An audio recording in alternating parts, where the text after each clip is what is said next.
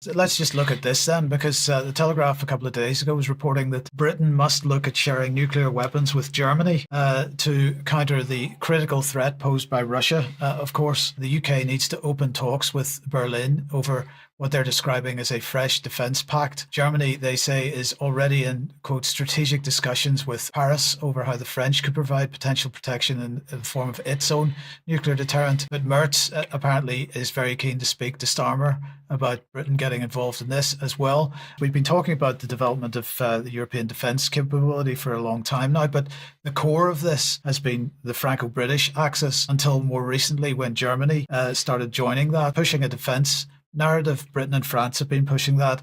The political union narrative, of course, in the EU has mainly been France and Germany. So it makes sense to get everybody together. In an axis. In an axis, an axis of evil. I would even go as far as to say this France, Britain, Germany axis also expresses itself in the form of the E3, which is this grouping that's now sort of driving defence and foreign policy within the EU. So, but Britain, of course, left the EU. So, you know what's extraordinary about this is Friedrich Merz, not very popular in Germany, not very popular.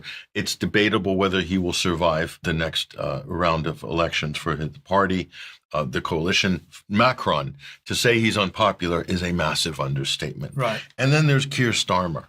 So you have three unpopular, hugely unpopular leaders that are ruling or governing by threads, and they're doing this major paradigm shift in the European security architecture that is basically nuclear proliferation. Yeah, but we've always got to remember that this is not their policy. They're merely enacting it. This is a deep state policy that's been in operation for. This is just the culmination of something that's been running for a long time. Sure, it is, but still, they're the ones who are going to basically put it in motion or sign for it on behalf of the electorate. Yeah, but we don't have any say. No. In any of that. For the U.S., this is not good news. You don't want another nuclear variable in Europe. In the Cold War, Mike, there was a balance in the bipolar distribution. There was a balance between the United States and the Soviet Union. They sort of canceled each other out in the old doctrine.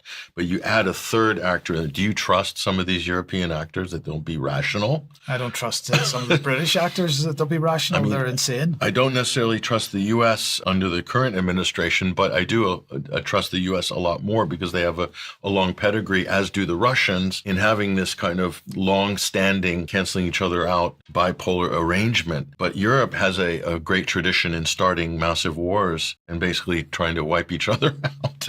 This has happened a number of times in the last 150 years.